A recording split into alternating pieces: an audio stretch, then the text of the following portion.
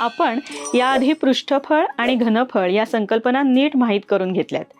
आपल्याला आता पृष्ठफळ काढायचे की घनफळ काढायचे याचा नेमका निर्णय नक्कीच घेता येत असेल.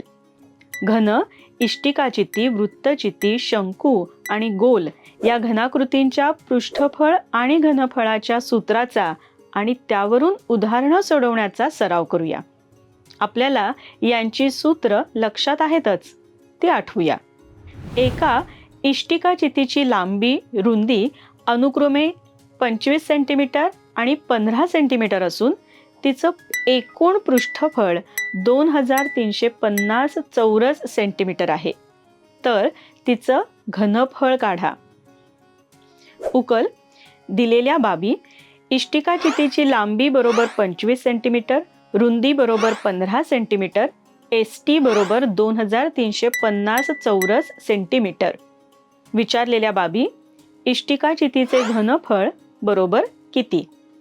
घनफळाचे सूत्र बरोबर व्ही बरोबर एल गुणिले बी गुणिले एच, म्हणजेच लांबी गुणिले रुंदी गुणिले उंची. आता घनफळ काढण्याकरता आपल्याला आधी उंची शोधली पाहिजे. एकूण पृष्ठफळ माहीत आहे, त्याचा उपयोग करूया. एकूण पृष्ठफळ बरोबर एस टी बरोबर 2 गुणिले एल बी अधिक बी एच अधिक एच एल. दिलेल्या किमती सूत्रात घालू. 2350 बरोबर 2 गुणिले 25 गुणिले 15 अधिक 15 गुणिले एच अधिक एच गुणिले 25. म्हणून 2350 छेद 2 बरोबर 1175 बरोबर 375 अधिक 15 एच अधिक 25 एच. म्हणून 1175 वजा 375 बरोबर 800 बरोबर 40 एच. म्हणून एच बरोबर 800 छेद 40 बरोबर 20 एच बरोबर 20 सेंटीमीटर. आता घनफळ काढण्याकरता तिन्ही बाबी माहीत आहेत. घनफळाचे सूत्र बरोबर व्ही बरोबर एल गुणिले बी गुणिले एच बरोबर 25 गुणिले 15 गुणिले 20 बरोबर 7500 घन सेंटीमीटर. घनफळ बरोबर 7500 घन सेंटीमीटर. एका घनाची बाजू 12 सेंटीमीटर आहे. तो वितळवून 9 सेंटीमीटर तळाची त्रिज्या असलेला शंकू तयार करायचा असल्यास शंकूची उंची किती असेल? उकल. दिलेल्या बाबी: एका घनाची बाजू बरोबर एल बरोबर 12 सेंटीमीटर. शंकूच्या तळाची त्रिज्या बरोबर आर बरोबर 9 सेंटीमीटर. विचारलेल्या बाबी: शंकूची उंची एच बरोबर किती? आता बघा, सर्वप्रथम हे लक्षात घेऊया. घन वितळवला म्हणजे घनफळ, त्यापासून शंकू तयार केला म्हणजे शंकूचे घनफळ आणि घनाचे घनफळ समान आहे ते मांडूया. घनाचे घनफळ बरोबर शंकूचे घनफळ. एल घन बरोबर 1/3 पाय आर वर्ग एच. 12 घन बरोबर 1/3 गुणिले 22/7 गुणिले 9 गुणिले 9 गुणिले एच. म्हणून 12 गुणिले 12 गुणिले 12 गुणिले 3 गुणिले 7 छेद 22 गुणिले 9 गुणिले 9 बरोबर एच. म्हणून एच बरोबर 4 गुणिले 4 गुणिले 12 गुणिले 3 गुणिले 7 छेद 22 गुणिले 3 गुणिले 3 बरोबर 20.36. शंकूची उंची 20.36 सेंटीमीटर. तळाची त्रिज्या 6 सेंटीमीटर आणि उंची 24 सेंटीमीटर असलेल्या वृत्तचितीच्या वक्र पृष्ठफळा इतके पृष्ठफळ असणाऱ्या गोलाची त्रिज्या किती असेल? उकल. दिलेल्या बाबी: वृत्तचितीची त्रिज्या आर बरोबर 6 सेंटीमीटर. वृत्तचितीची उंची एच बरोबर 24 सेंटीमीटर.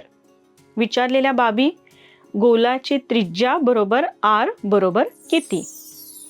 वृत्तचितीचे वक्र पृष्ठफळ बरोबर गोलाचे पृष्ठफळ 2 पाय आर एच बरोबर 4 पाय आर वर्ग.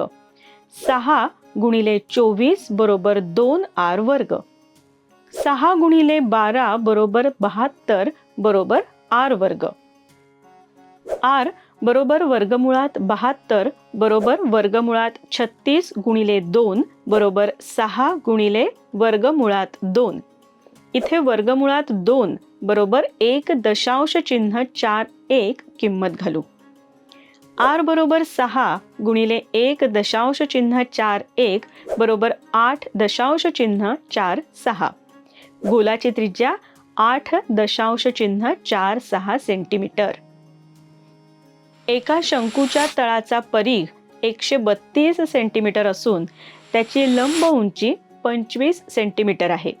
तर त्याच त्रिज्येच्या आणि उंचीच्या वृत्तचितीचे घनफळ काढा. उकल दिलेल्या बाबी. शंकूच्या तळाचा परिघ 2 पाय आर बरोबर 132 सेंटीमीटर. शंकूची लंब उंची h बरोबर 25 सेंटीमीटर. विचारलेल्या बाबी. वृत्तचितीचे घनफळ बरोबर किती? वृत्तचितीच्या घनफळाचे सूत्र बरोबर v बरोबर पाय आर वर्ग h.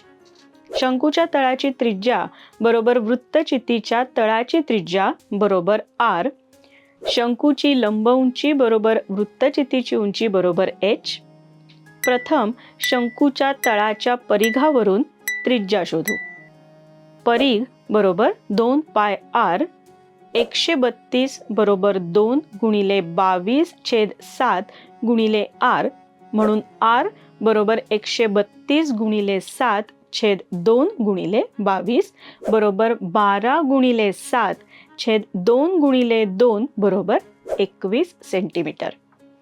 आता वृत्तचितीचे घनफळ बरोबर पाय आर वर्ग h बरोबर 22/7 गुणिले 21 गुणिले 21 गुणिले 25.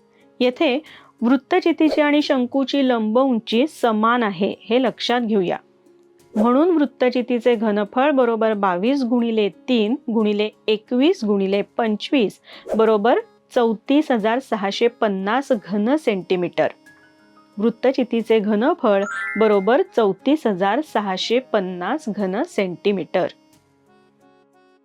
आपण काय शिकलो?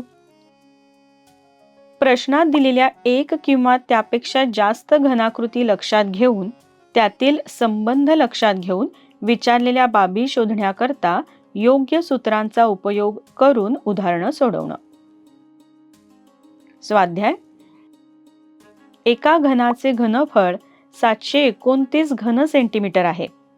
तर त्या घनाचं पृष्ठफळ किती? एका गोलाची त्रिज्या 14 सेंटीमीटर असल्यास त्याचं वक्र पृष्ठफळ काढा. एका शंकूची त्रिज्या 6 सेंटीमीटर असून लंब उंची 8 सेंटीमीटर असल्यास शंकूचे वक्र पृष्ठफळ काढा. समान त्रिज्या असलेल्या वृत्तचितीचे घनफळ आणि गोलाचे घनफळ यांचे गुणोत्तर शोधा.